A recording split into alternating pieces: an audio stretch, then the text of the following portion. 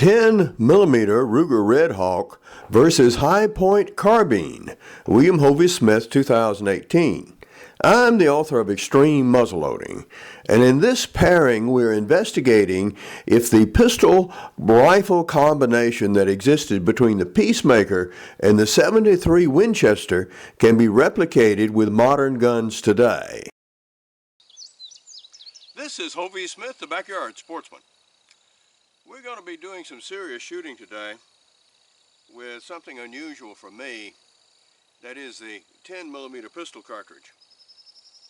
And what we're talking about is a 10 millimeter Colt Ultra, to be precise. One of the things that was a feature of the 1870s that you were able to buy the 4440, and you could shoot it in the Colt Peacemaker as well as a Winchester 73 rifle. And we're trying to see if we can do that same sort of interchangeability today with the 10 millimeter. For our guns, we have this High Point Carbine, which should give 10 inches more barrel than the revolver we'll be using, and added velocity and energy. It's also a fairly heavy piece for carbine and should give very light recoil. Then we have the Super Ruger Blackhawk. This uses a half moon clip here, and it also has about a 6-inch barrel, which is a little longer than the usual semi-auto. So with the 10 millimeter, if you reload, you're able to reload for the semi-auto, for the revolver, as well as for the carbine, and we're going to be doing that and see if we can actually reload interchangeable ammunition for all of these things. Right now we've got the revolver and the carbine that we're working with. So we're going to be shooting and chronographing these and see, first off, will they run with all these different varieties of bullets. We have some full metal jackets, which should be just fine. We have some hollow points and 180 grains. We have some 200 grain cast bullets. And so everything should run. But we're just going to make sure that it really does, and tell you what the difference is between the velocities and energies between the same loads in the revolver and in the longer barrel carbine. The first shots are just going to be to get on paper, because we don't want to blast our chronograph with the first shot from an untried gun.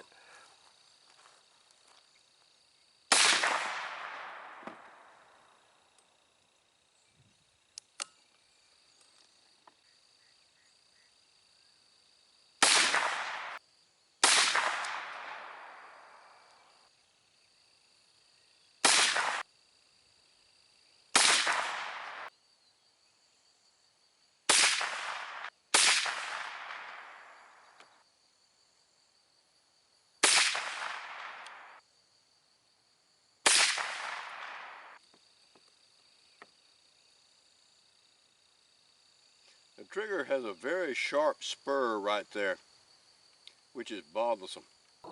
I haven't recorded very much of me shooting because of the just repetitive nature of this task. But I am shooting the carbine now. I'm going to show you a little bit of that. I'm shooting that bulk ammo that's in the plastic tub right now. It's produced by Georgia Armory, and it is cheaper than the rest, and yeah, it really is. It does not shoot near as well either. I'm getting almost 1-inch groups out of the handgun, for example, with the double tap ammo, and out of the bulk ammo, I'm getting, the groups are opening up to more nearly like 5 inches. So there's also a great disparity in the velocities I'm getting.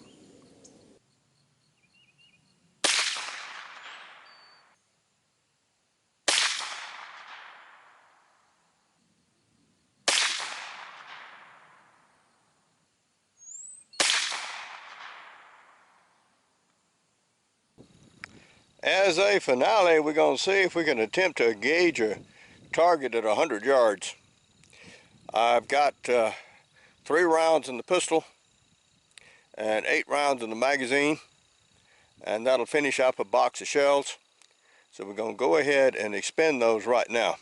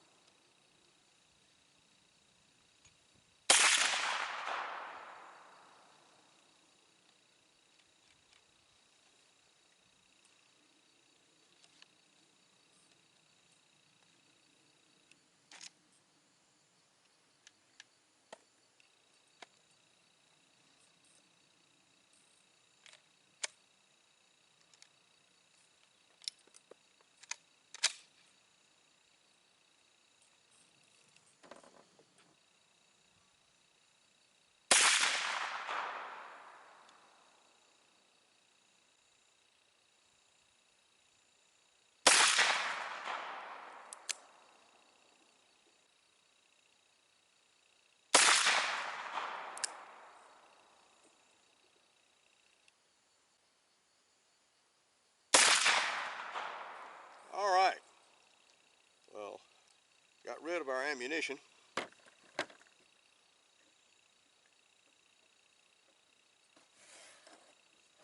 And these just pull out with the fingernails. Not quite as convenient as the clips, but if you don't have your clips, you can still shoot your gun.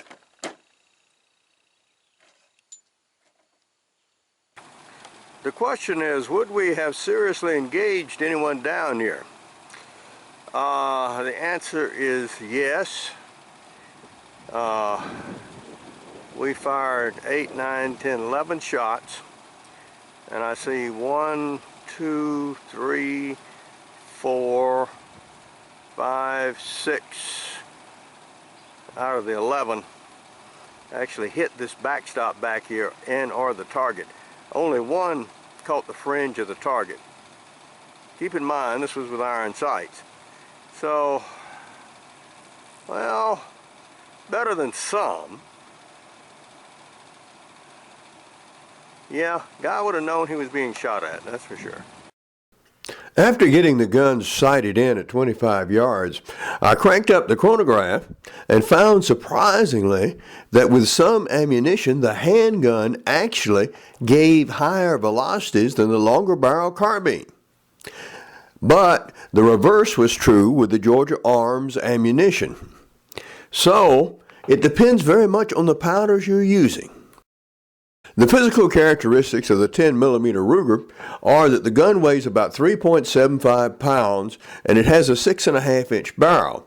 It uses 6-round full moon clips and also has adjustable sights. The 10mm high-point carbine weighs 7.75 pounds and it has a barrel a little over 17 inches long.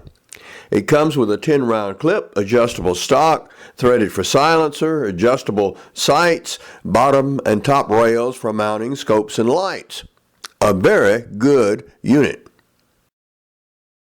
Besides extreme muzzleloading, I have a series of e-books on muzzleloading guns that include shooting and maintaining your muzzleloader, muzzleloaders for hunters, as well as hunting big and small game with muzzleloading pistols that you can find at Amazon.com and many other sources.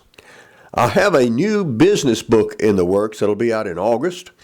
This is Create Your Own Job Security, Plan to Start Your Own Business at Midlife.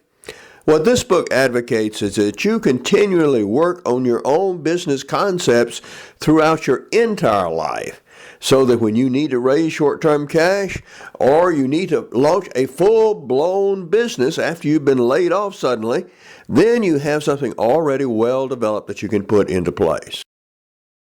The Redhawk revolver digested everything it was fed without any problems at all. Now, the new high-point carbine had some jams with 200 grain cast lead bullets. I think I can eliminate this problem when I just feed it jacketed ammunition For more information on my books, blogs, and more than 675 videos, you can go to my website, www.hoviasmith.com. Good hunting and good eating from the outdoors. Goodbye, and God bless.